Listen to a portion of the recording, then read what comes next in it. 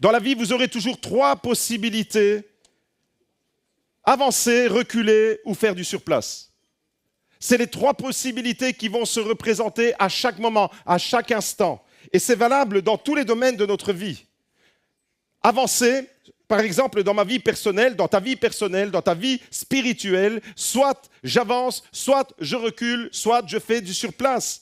Dans notre vie conjugale, vous êtes mariés, la plupart vous êtes mariés, eh bien, dans votre vie familiale, vous pouvez avancer, vous pouvez reculer, vous pouvez faire du surplace. Dans la vie relationnelle, dans la vie professionnelle, dans tous les domaines de notre vie, il y a ces 3 alternatives qui se présentent et aujourd'hui, nous sommes confrontés à ces 3 possibilités. C'est la même chose dans le domaine spirituel, dans le domaine relationnel, dans le domaine professionnel, dans le domaine personnel. Soit j'avance, soit je recule, soit je fais du surplace. Alors en apparence, on a 3 possibilités, mais en réalité, il n'y en a plus que 2. Parce que faire du surplace, c'est la même chose que reculer finalement. Et donc on retiendra que dans la vie, il y aura les 2 possibilités. Soit j'avance, soit je recule. Soit j'avance devant les difficultés que je rencontre, soit je me recule et je me laisse gagner. À un moment donné, l'évangile a fait irruption dans la vie de ces 9 baptisés et ils auraient pu reculer, ils auraient pu être engloutis à travers les épreuves, les difficultés, la souffrance, les luttes, le désespoir qui était dans leur cœur. Et pourtant, ils ont avancé. Dans Luc chapitre 9 au verset 62, Jésus nous révèle une loi fondamentale du royaume de Dieu. Et vous savez, le royaume de Dieu fonctionne avec des lois spirituelles. Et Jésus nous donne cette loi, il nous fait connaître cette loi. Jésus répondit: « Quiconque met la main à la charrue, puis regarde en arrière, n'est pas bon pour le royaume de Dieu. » Est-ce que vous avez compris? Quiconque met la main à la charrue, quiconque s'engage dans une voie, et aujourd'hui vous vous êtes engagé à travers les eaux du baptême dans une voie, dans un chemin nouveau. Celui qui s'engage, Jésus nous fait prendre conscience que le fait de commencer quelque chose, une nouvelle vie, une nouvelle aventure, un nouveau projet, entrer dans une nouvelle saison de notre vie avec Dieu, le fait de commencer quelque chose avec Dieu, et puis se retourner en arrière dans le passé et regarder le passé peut-être avec nostalgie, eh bien, nous déclasse pour le royaume de Dieu. Jésus lui-même dit, cet homme-là ou cette femme-là n'est pas bon pour le royaume de Dieu. Il est inapte. La Bible raconte l'histoire, et elle est très connue, et vous la connaissez certainement, d'une femme qui a tout perdu, pour qui tout s'est écroulé parce qu'elle a regardé en arrière. Et vous avez déjà deviné que je vais parler de la femme de Lot. Genèse chapitre 19, au verset 14, Lot sortit pour parler à ses gendres qui avaient épousé ses filles et leur dit: « Levez-vous, sortez de ce lieu. » Le contexte, c'est que Lot et sa famille vivent dans une ville qui était abominable. C'est un peu le symbole de ce monde dans lequel nous vivons. Le péché est extrême. Sodome et Gomorrhe étaient des villes dépravées. Le péché est en train de faire des ravages dans tous les niveaux de la société. Et Dieu avait décidé de mettre un jugement. Dieu avait décidé de mettre fin à cette horrible déchéance humaine. Mais il a un projet de salut. Et au milieu de cette déchéance, au milieu de cette noirceur, au milieu de toutes ces ténèbres à Sodome et Gomorrhe, il y a une famille qui marche avec Dieu, une famille qui craint Dieu. Et il y a surtout un homme pour qui Dieu a un projet merveilleux. Il veut le sauver, lui et sa famille. Et c'est ainsi que Dieu prévient de ce qu'il va faire. Dieu nous prévient. Il y aura sur ce monde un jugement. Il y aura un jugement sur ce monde. Le monde dans lequel nous vivons, qui a complètement chamboulé les lois que Dieu a établies lui-même, ce monde passera en jugement devant Dieu. Mais dans ce monde dans lequel nous appartenons, eh bien, nous pouvons nous démarquer comme Lot et sa famille. Et voyez-vous, eh bien, Lot va prévenir ses gendres, prévenir ses filles, prévenir sa femme du projet de Dieu. Dieu lui avait révélé à travers l'envoi des anges. Et au verset 14, nous lisons, Lot sortit pour parler à ses gendres, qui avaient épousé ses filles et leur dit: « Levez-vous, sortez de ce lieu, car l'Éternel va détruire la ville. » Mais aux yeux de ses gendres, il parut plaisanter. Et je vais m'arrêter un instant sur ce verset. Aux yeux de ses gendres, il parut plaisanter. Bien-aimés, il y aura toujours des personnes autour de vous qui prendront la parole de Dieu pour rien du tout, qui vont relativiser. Il y aura toujours des personnes qui vont prendre le jugement de Dieu, le projet de Dieu à la légère. C'est le cas des gendres ici. Ils ne prennent pas conscience du véritable danger qu'il y a à Sodome et Gomorrhe. Et alors, ils prennent un peu les choses à la rigolade. Un peu comme quand on vous parle de Dieu et peut-être que vous avez dit par moment, « Ok, ça ne m'intéresse pas tellement ce que tu dis. » On l'a entendu dans le témoignage de certaines personnes qui ne se laissaient pas toucher par l'amour de Dieu. Et voyez-vous, les gendres de Lot étaient dans cette posture-là. Des hommes qui ne prenaient pas au sérieux la parole de Dieu. Des personnes qui ont été en contact avec la révélation de Dieu, mais qui ne l'ont pas calculée. Au verset 15, je continue la lecture. Quand l'aube se leva, les anges insistèrent auprès de Lot en disant « Lève-toi, prends ta femme et tes 2 filles qui se trouvent ici, pour ne pas succomber avec la ville fautive. » Mais ils s'attardaient. Alors les hommes le saisirent par la main, lui, sa femme et ses 2 filles, car l'Éternel voulait l'épargner. Vous entendez bien? L'Éternel voulait l'épargner. L'Éternel veut sauver. Et il les fit sortir et les laissèrent en dehors de la ville. Verset 17. Après les avoir fait sortir dans les environs, l'un d'eux dit « Échappe-toi pour ta vie. Ne regarde pas derrière toi et ne t'arrête pas dans toute la plaine. Échappe-toi vers la montagne de peur que tu ne succombes. » Mais au verset 26, scénario catastrophe. La femme de Lot regarda en arrière et devint une statue de sel. Quel triste scénario.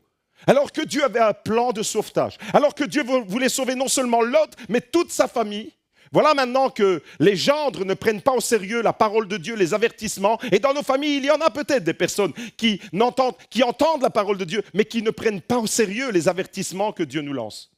Et puis, cette femme de Lot, cette femme qui était normalement dans le projet de Dieu, parce que est-ce que c'est la volonté de Dieu que cette femme termine de cette manière? Est-ce que c'était dans la volonté de Dieu que cette femme connaisse une fin aussi tragique? Regardez cette femme, le sort de cette femme, il est figé. La femme de Lot regarde en arrière, résultat de son réflexe, elle devient une statue de sel. Est-ce que c'est la volonté de Dieu que les gens terminent comme ça? Bien sûr que non. Ce n'était pas dans la volonté de Dieu. 1 Timothée chapitre 2 verset 4 nous dit « Dieu veut que tous les hommes, Dieu veut que toutes les personnes qui sont ici au GLC Beaudour, Dieu veut que toutes les personnes qui entendent ce message sur les réseaux sociaux, sur YouTube et sur toutes les autres plateformes, entendent le message de l'Évangile et soient sauvés. » La volonté de Dieu, ce n'est pas qu'on périsse, ce n'est pas que l'on devienne des statues de sel, qu'on reste figé, qu'on soit condamné avec Sodome et Gomorrhe. Non, la volonté de Dieu, elle est clairement énoncée dans la parole de Dieu. Dieu veut, dites avec moi, Dieu veut que tous les hommes soient sauvés et parviennent à la connaissance de la vérité. 2 Pierre, chapitre 3, au verset 9, un autre verset de la Bible qui va dans le même sens. Le Seigneur ne tarde pas l'accomplissement de sa promesse comme quelques-uns le pensent. Vous savez, quelques détracteurs, quelques moqueurs disent « Oui, mais il est où votre Dieu? Regardez le monde, comment il va. » Mais Dieu a fait des promesses. Dieu a fait des promesses pour ses enfants. Dieu a un plan. Dieu a un projet. Et la réponse alors, devant les délais de Dieu, des fois on a l'impression que Dieu a un peu oublié le monde. Le Seigneur ne tarde pas l'accomplissement de sa promesse comme quelques-uns le pensent. Il use de patience envers nous. Il ne veut pas qu'aucun périsse, mais il veut que tous arrivent à la repentance. Voilà le projet de Dieu, voilà la volonté de Dieu. Et il avait des projets pour la femme de Lot. La femme de Lot, elle était dans le projet de Dieu. Dieu voulait sauver cette famille. Dieu voulait sauver non seulement Lot, mais il voulait sauver ses filles, sa femme, ses gendres. Mais malheureusement, certains ont pris en dérision la parole de Dieu. Ils croyaient qu'il plaisantait. Non, Dieu ne plaisante pas. Et quand Dieu parle, les choses sont réelles et certaines. Et puis cette femme, et il y a 2 postures là, les gendres qui relativisent et qui ne prennent pas au sérieux la parole de Dieu, et la femme qui regarde en arrière. Mais ce n'est pas la volonté de Dieu parce que vous l'avez entendu, vous l'avez lu avec moi, Dieu veut que tous les hommes soient sauvés. Alors cette histoire-là, dans le livre de la Genèse, cette histoire de cette famille, vous savez, dans les familles, il y a des fois un qui est chrétien, un qui a rencontré Jésus et d'autres pas. Il y a des papas qui ont témoigné et il y a leurs filles qui sont encore là. Dieu veut sauver toute la famille. Il y avait Cécile qui est arrivée ici et Tony qui ne connaissait pas encore Jésus et qui était sceptique. Mais Dieu a touché à travers le témoignage de Cécile le cœur de Tony. Et on pourrait ainsi énumérer tous les témoignages. Mais bien aimé, j'aimerais vous dire aujourd'hui que l'histoire de cette femme, l'histoire de la femme de Lot, nous prouve que Dieu veut sauver non seulement un homme, mais toute une famille. Dieu a des projets pour nos familles. Dieu veut sauver des couples. Vous l'avez entendu dans le témoignage de Christelle et de Jean-Michel. Quand Jésus est entré dans leur famille, eh bien, c'est pas seulement deux âmes qui ont été sauvées, c'est le mariage qui a été sauvé. C'est la famille qui a été sauvée. Comprenez que Dieu a des projets de salut. Dieu veut sauver nos familles. Dieu n'est pas venu pour faire périr nos familles. Dieu n'est pas venu pour nous transformer en statue de sel, mais Dieu est venu pour nous donner un avenir glorieux et radieux, lumineux. Avance, recule ou faire du surplace. Regardez, pour sauver la femme de Lot, Dieu avait mis toute une stratégie. Il prévient, Dieu prévient Lot et sa famille. Il envoie des anges. Il envoie sa parole. Il annonce à l'avance ce qu'il va faire. Dieu ne nous prend pas au dépourvu. Ensuite, il va même plus loin. Pas seulement prévenir, mais le texte que nous avons lu nous dit que les anges, et c'est un peu comme si c'est Dieu lui-même qui nous prenait par la main, on saisit Lot par la main et toute sa famille pour les sortir de la ville. Dieu va même plus loin que prévenir, il nous saisit par la main. Il a mis un homme pour sauver la vie de Nicolas, et qui lui a sauvé la vie. Il a mis des sentinelles, il a mis des lumières autour de Camel pour aller le chercher dans ces ténèbres. Eh bien, on peut voir la main de Dieu là. Cette femme, eh bien, elle avait été saisie par la main de Dieu. Dieu voulait l'amener dans le salut. Dieu voulait lui sauver la vie. Cette femme, Dieu lui a communiqué une orientation. Dieu a parlé et Dieu a dit à Lot et à toute sa famille, échappe-toi. Ne reste pas dans ces conditions-là. Échappe-toi pour ta vie. Échappe-toi. Ne regarde pas en arrière. Ne retourne pas en arrière. Ne regardez pas vers Sodome et Gomorrhe. Ne regardez pas en arrière, mes bien-aimés. Ne regardez pas votre envie passée, de là où il vous a tiré, du péché, de la noirceur, du désespoir dans lequel vous étiez. Ne regardez plus cette situation-là. Elle n'existe plus. L'avenir est glorieux. Le meilleur est devant vous. Et c'est pour cette raison que Dieu dit, et Dieu prévient cette femme, échappe-toi pour ta vie, ne regarde pas derrière toi et ne t'arrête pas dans toute la plaine. Échappe-toi vers la montagne. Il y a une montagne, c'est la maison de Dieu. Il y a une montagne, c'est la présence de Dieu. Échappe-toi. Va trouver le refuge. Va trouver le réconfort. Va trouver ton salut dans la présence de Dieu, dans la montagne de l'Éternel. De peur que tu ne succombes. Dieu ne veut pas qu'on succombe. Dieu ne veut pas qu'on périsse. Et pourtant, verset 26, la femme de Lot regarde en arrière. Quelle triste décision. Il y a des décisions comme ça qui peuvent faire basculer notre vie. Aujourd'hui, vous avez entendu 9 témoignages de décisions qui ont été prises et leur vie a basculé du bon côté. Parce qu'un jour, le projet de Dieu est devenu une réalité pour eux. Ils ont compris, ils ont ouvert la porte de leur cœur. Et leur vie a basculé du bon côté. Malheureusement, pour la femme de Lot, en regardant en arrière, sa vie a basculé, mais du mauvais côté. Voyez-vous, je ne sais pas si vous avez déjà remarqué, mais la nature humaine, vous et moi, on est des humains. La nature humaine a tendance à regarder en arrière. On a constamment tendance, on a un réflexe naturel qui est humain à regarder en arrière. Et heureusement que dans nos voitures, Dieu a mis un pare-brise qui est beaucoup plus large que le rétroviseur. Et pourtant, on regarde constamment dans notre passé. Si vous voulez, aujourd'hui, j'ai envie de vous dire qu'on est tous logés à la même enseigne, on est tous un peu comme la femme de Lot. On a tous ce réflexe. Regardez en arrière. Alors, pour quelles raisons avons-nous, nous les humains, cette tendance naturelle, c'est viscéral, on ne sait pas faire autrement, ça nous colle à la peau, on a tendance à regarder en arrière, on a tendance à les fouiller dans notre passé. Je vais vous donner 2 raisons. La première raison, c'est qu'on a tendance à regarder en arrière à cause d'un passé douloureux. C'est-à-dire que si vous avez connu des traumatismes dans votre vie, si vous avez connu des expériences douloureuses, si vous avez connu des temps d'épreuve, des moments de souffrance, eh bien, on va avoir tendance à regarder, on va avoir tendance naturellement à revenir sur l'épisode qui nous a neutralisés, qui nous a fait du mal, qui nous a bloqués, qui nous a fait souffrir.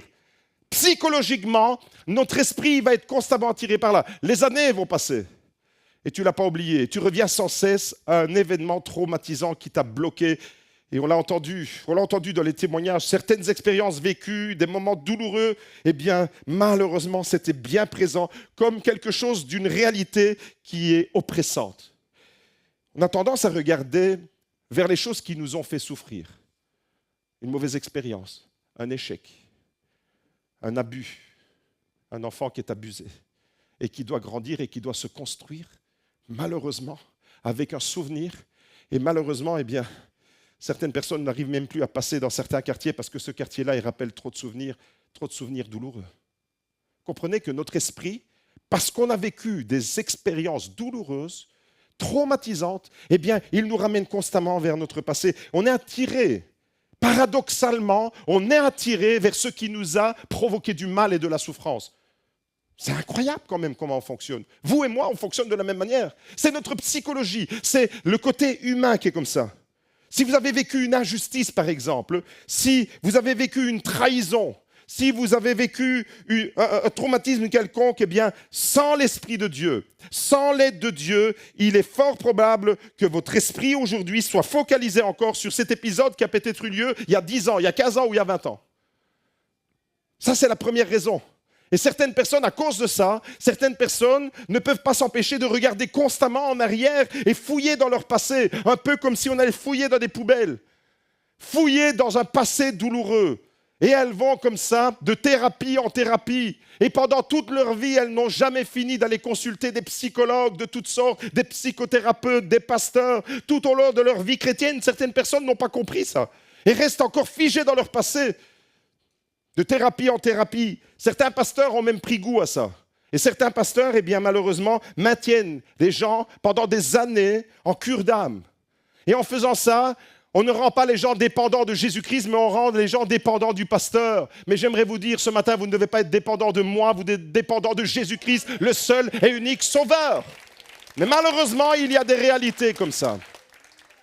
Philippiens chapitre 3 verset 13 nous dit et nous dévoile une clé puissante. Vous savez, la parole de Dieu est pleine de clés puissantes. Et quand on comprend la puissance de la parole de Dieu, c'est la puissance de la parole de Dieu qui a sauvé ces âmes. Et j'aimerais vous dire ce matin, qui que tu sois, où que tu sois, quelle que soit la profondeur de la noirceur dans laquelle tu es tombé, mon frère, ma sœur, quel que soit ton passé, j'aimerais te dire qu'avec Jésus, tu peux prendre un nouveau départ, avancer, reculer ou faire du surplace. C'est à toi de décider. On regarde souvent en arrière à cause de toutes ces choses, mais Philippiens 3, versets 13-14 nous donne une clé puissante. L'apôtre Paul nous dit ceci, « Je fais une chose, dites avec moi, je fais une chose. J'oublie ce qui est en arrière. J'oublie ce qui est en arrière.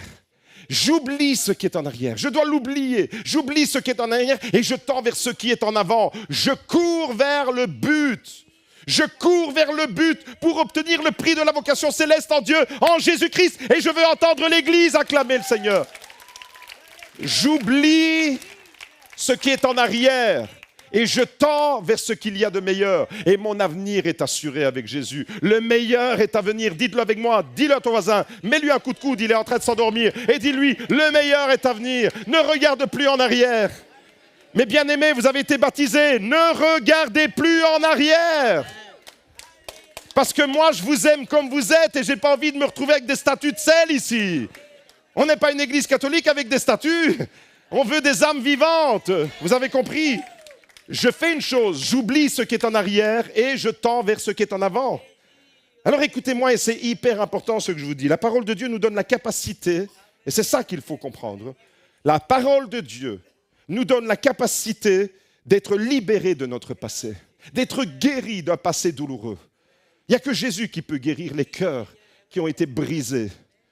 Il n'y a que Jésus qui peut donner un nouvel espoir. Il n'y a pas de religion, il n'y a pas de philosophie. Il n'y a que Jésus qui peut nous donner de vivre en paix. Aujourd'hui, vous l'avez entendu dans les témoignages, aujourd'hui, mon cœur est en paix. J'étais tourmenté, je n'avais pas la paix. J'essayais de me réaliser avec 1001 choses. Mais en Jésus-Christ, tu es là peut-être dans l'église et tu n'as rien compris de Jésus-Christ. Tu es là, mais tu laisses passer l'évangile au-dessus de ta tête. Mais sois percuté par la puissance de l'évangile.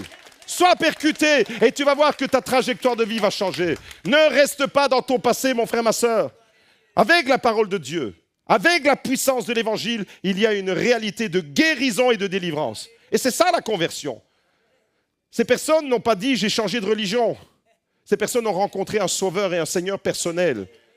La conversion, la nouvelle naissance, c'est ça, mes bien-aimés. J'aimerais vous dire que abandonner notre vie passée et future, parce que quand vous donnez votre vie à Jésus, la nouvelle naissance, la conversion, ça implique que j'ai donné ma vie à Jésus. J'ai donné ma vie passée, mes douleurs, mes souffrances, mes craintes, mes larmes, mes peurs, tout ce qui m'a fait souffrir dans le passé, je lui ai donné.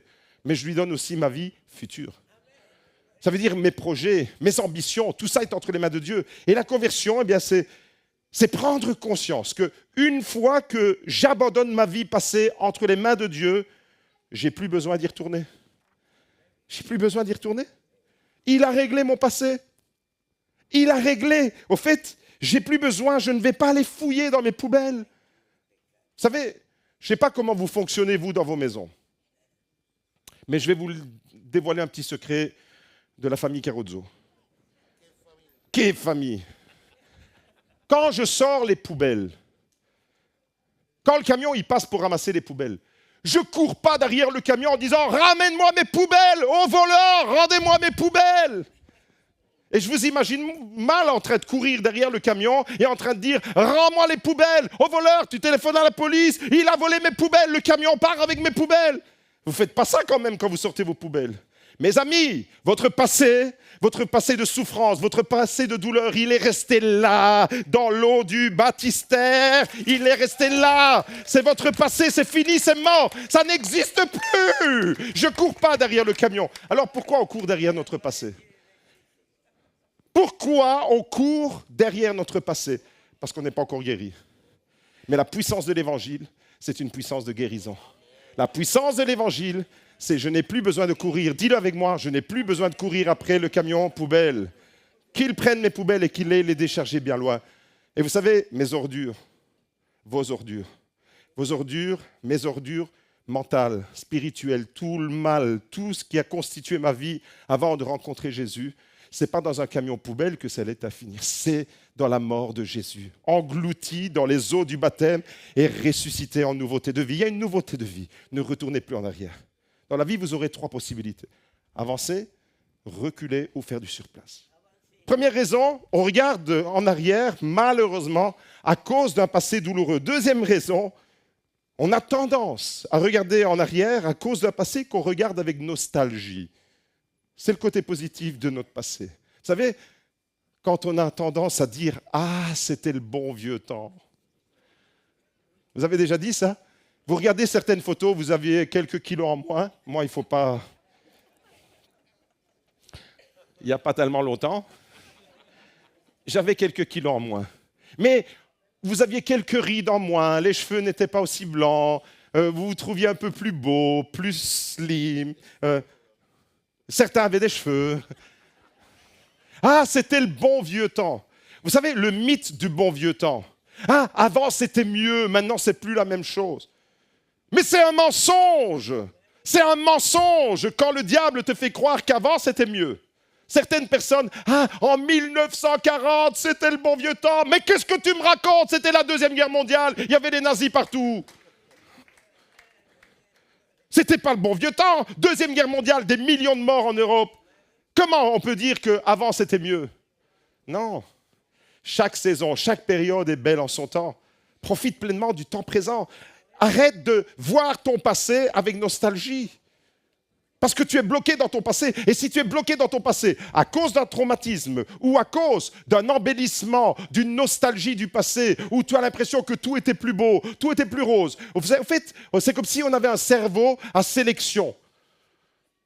On a tendance à voir, et des fois, uniquement les beaux côtés de notre passé et on oublie toutes les difficultés, toutes les épreuves, toutes les larmes qu'on a passées dans le passé. Non, on a tendance à l'idéaliser. Voilà les 2 raisons pour lesquelles, des fois, on peut rester figé dans un passé. À cause d'un traumatisme ou à cause d'une nostalgie, un embellissement. J'aimerais te dire ce matin, une bonne expérience, et je vous encourage à vivre des bonnes expériences et de les garder en souvenir comme une force, mais une bonne expérience dans le passé n'est pas l'assurance d'une victoire pour demain. Ce n'est pas parce que tu as vécu une bonne expérience. Par le passé, tu as peut-être remporté une belle victoire. Est-ce qu'il y a des gens qui ont remporté dans leur passé des victoires? Levez la main. Vous avez remporté des victoires dans le passé? Il n'y en a que quelques-uns? Vous êtes peu à remporter des victoires. Eh bien, amen, j'ai envie de dire gloire à Dieu pour les victoires que vous avez remportées. Réjouissez-vous, c'est très bien, mais ne reste pas figé avec cette victoire. Ne reste pas figé avec une expérience. Vous savez, des fois, on reste figé sur le passé parce qu'on a vécu un moment. Et on a tendance à l'embellir, ce moment. Et puis, il n'y a plus rien qui existe, il n'y a que ce moment-là qui existe. Ben, tu passes à côté de ta vie à cause d'un moment du passé, même s'il était bon, même s'il était utile, ce moment-là. La victoire d'hier, mon frère, ma sœur, ne doit pas t'empêcher de visualiser et d'entrer dans celle de demain. La victoire d'hier doit te préparer, doit te propulser. Alors ce matin, je m'adresse à quelqu'un qui est peut-être bloqué. Bloqué dans sa vie passée, bloqué avec le mythe du bon vieux temps. Peut-être que tu es bloqué à cause d'un traumatisme et tu regardes en arrière constamment. Tu as entendu, celui qui met la main à la charrue et regarde en arrière n'est pas bon pour le royaume de Dieu. Tu as entendu le sort de la femme de l'autre. Mes amis, est-ce que vous comprenez ce matin? Est-ce que vous comprenez l'enjeu qu'il y a pour vous, principalement, qui avez pris un nouveau départ? Ne regardez pas en arrière. Est-ce que vous pouvez leur dire, toute l'église, je vais entendre, aux 9 baptisés, ne regardez, dites-leur, ne regardez pas en arrière. Dites-leur, ils n'entendent pas. Et maintenant, vous, répondez-leur, pense à toi. En italien, on dit pensa a te. Mon frère, ma sœur, une expérience traumatisante peut nous bloquer dans notre passé, mais une expérience bienfaisante peut également nous piéger. Mais Dieu te dit ce matin, je suis celui qui te libère du poids de ton passé. Je suis celui qui te libère de ton passé, de tes échecs, de tes mauvais choix, de ton péché. Je suis celui qui te libère. Il y a des chaînes qui ont été brisées. Il y a des chaînes qui ont été complètement explosées dans les témoignages, vous l'avez entendu. Je suis celui qui te libère de ton passé. Tu n'as plus besoin d'y retourner. Tu n'as plus besoin d'aller fouiller dans tes poubelles. Tu n'as plus besoin de courir après le camion IGA. Laisse-le partir avec tes ordures. Mon frère, ma sœur, il est celui qui te libère de tes échecs. Peut-être que dans ton passé, tu as fait des mauvais choix, mais aujourd'hui, c'est le premier jour du reste de ta vie, et Kamel l'a dit dans son témoignage. Aujourd'hui, si tu prends la décision de marcher avec Jésus, regarde devant, avance, ne regarde pas derrière. C'est ça le sens du baptême. Finalement, je suis en train de résumer le sens du baptême. C'est pour cette raison, mes bien-aimés, que vous êtes passés aujourd'hui par les eaux du baptême. Vous avez laissé en Christ votre vie passer dans les eaux du baptême et vous êtes ressuscités en nouveauté de vie. Est-ce que vous pouvez dire au groupe de louanges, regardez devant vous. Ne regardez pas derrière, regardez devant vous, les gars, parce qu'ils vont venir nous rejoindre comme ça. En Christ, toutes choses sont devenues nouvelles. Toutes choses sont devenues nouvelles. Le passé n'existe plus.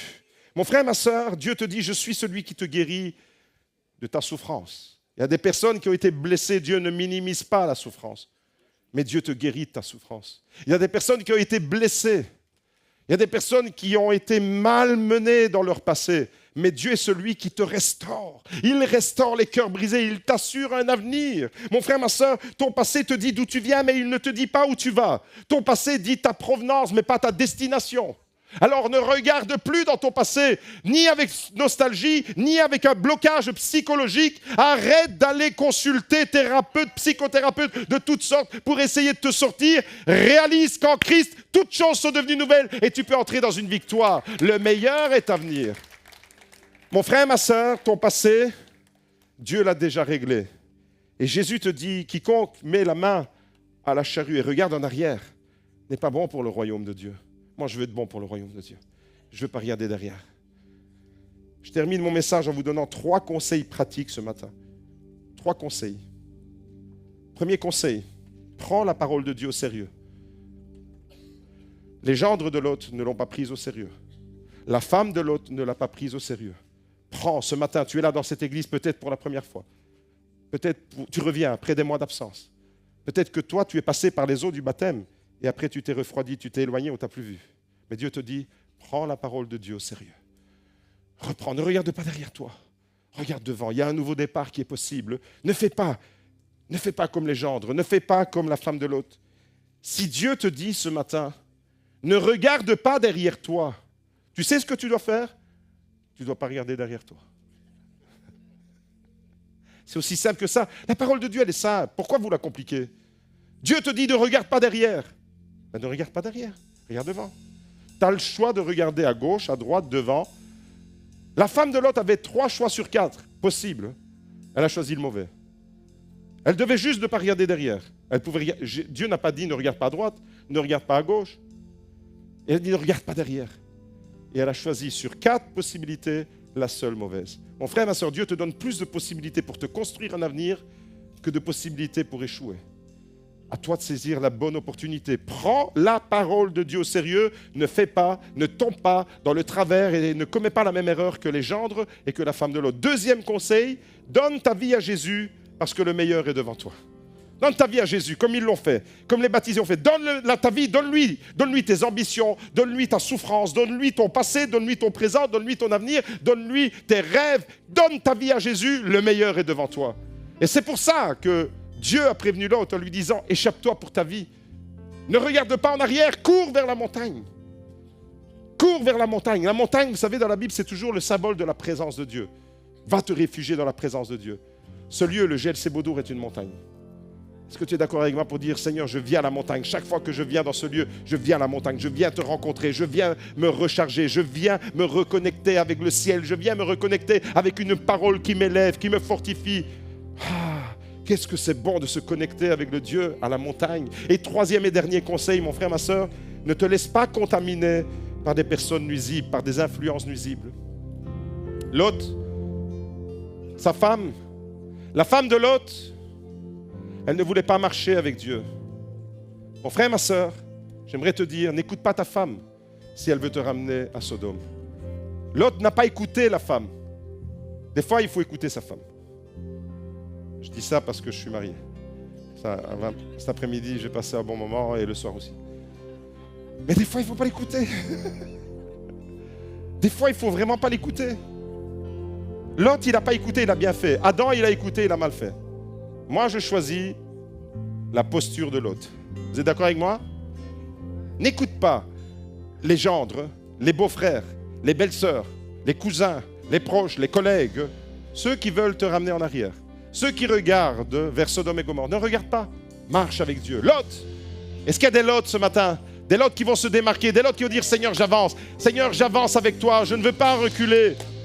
Ne te laisse pas contaminer par des personnes qui te tirent vers le bas. Ne te laisse pas contaminer par des personnes qui te ramènent en arrière. Ne te laisse pas contaminer, mon frère, ma soeur. Lot n'a pas écouté ni beau-fils, ni belle-fille, ni beau-fils, parce qu'il n'avait pas de belle-fille, ni sa femme. Lot a écouté la voix de Dieu. Dites avec moi, je veux écouter la voix de Dieu. Je veux entrer dans sa lumière, parce qu'il est pour moi un père. Alors, mon frère, ma soeur, avance. Dites avec moi, avance, ne regarde pas en arrière, le meilleur est devant moi, avec Jésus aux commandes de ma vie. Et je fais ceci, Seigneur, je te remets les commandes de ma vie. Je veux entrer dans ton appel, je veux entrer dans ma destinée. Tu es pour moi un Père. Est-ce qu'on peut le chanter ensemble? Est-ce qu'on peut proclamer la gloire de Dieu? Il est ma lumière ce matin.